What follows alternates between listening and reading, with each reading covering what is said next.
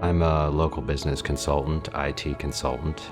Been self-employed for the past 22 years and have been in IT services and systems integration, network engineering for the past 25. Modeshift contacted me through a recommendation at the local agency, and it was from there that we began some email discussions and a phone call.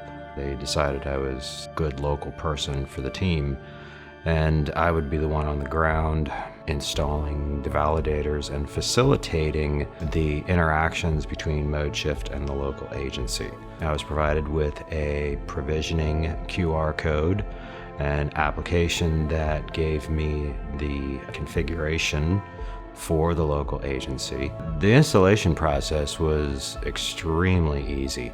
200 validators were shipped to the local agency, and maintenance installed the cabling and the mounting. And from there, it was up to me to just make sure that the validator was provisioned and configured correctly. The 200 validators with this extremely simple approach were all in 2 weeks. After each validator install, it appears live immediately on the real-time map in the back office.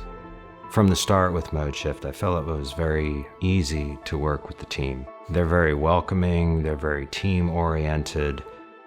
Once you're part of the team, it's just a great bunch of people to work with.